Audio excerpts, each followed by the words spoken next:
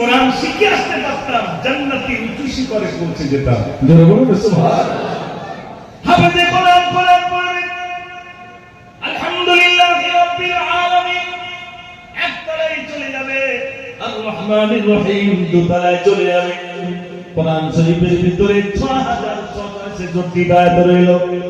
হাফেজে কোরআন বললে কুল আউযু বিরাব্বিন নাস মালিকিন নাস ইলাহিন নাস মিন শাররিল ওয়াসওয়াসিল খান্নাস আল্লাযী ইউওয়াসওয়িসু ফী সুদুরিন নাস মিনাল জিন্নাতি ওয়ান নাস। এটা বলুন না সুবহানাল্লাহ।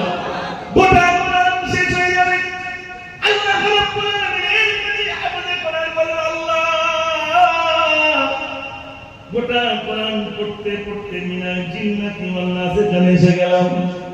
আল্লাহ বলবেন হাফেজে কোরআন আমি আল্লাহ তোমার জন্য ওই 6666 তালাটা উঁচু মাকামটা আমি আল্লাহ তোমার জন্য নির্বাচিত করে রাখলাম। জোরে বলুন না সুবহানাল্লাহ। এত দরজা দিয়েছে পৃথিবীতে এই কোরআনকে নির্মূল করার জন্য বিরাট ষড়যন্ত্র। পারবে বলে মনে হয়? জোরে বলে না। এই তো মনসা বসে আছেন, পৃথিবীর সমস্ত তন্ত্র যদি পুড়িয়ে দেওয়া হয়, ইন্টারনেট ইউটিউব এক কথায় সমস্ত কিছু সোশ্যাল নেটওয়ার্ক যদি সব কিছু বাজেয়াপ্ত হয়ে যায়, সব পুলিশ সার্জি হয়ে যায়, পুনরায় তৈরি হবে না। কিন্তু কোরআন শরীফ 10 মিনিট সময় লাগবে না, হাফেজ পড়বে, আলেম লিখবে। জোরে বলুন না সুবহানাল্লাহ।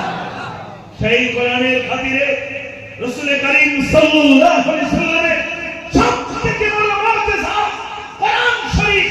সেই কোরআনের সম্মানার্থে বিশ্বনবী দিবসে কোন আল্লাহর বান্দা আজকে দিনে হাফেজে কোরআনদের সম্মান জানানোর জন্য আমি আপনাদের কাছে বেশি চাইবো না। আর ঘরার নওজোয়ান বাবাজিরা ভাইরা যারা আছেন, বাপ মায়ের জন্য একটা আপনার হাফেজে কোরআনের সম্মানার্থে, কোরআনের সম্মানার্থে রাসূলের আগমনের মাসে রাসূলের আগমনকে কেন্দ্র করে 20,000 টাকা দেওয়ালা আমি 4 জনের কাছে চাইবো 20,000 টাকা।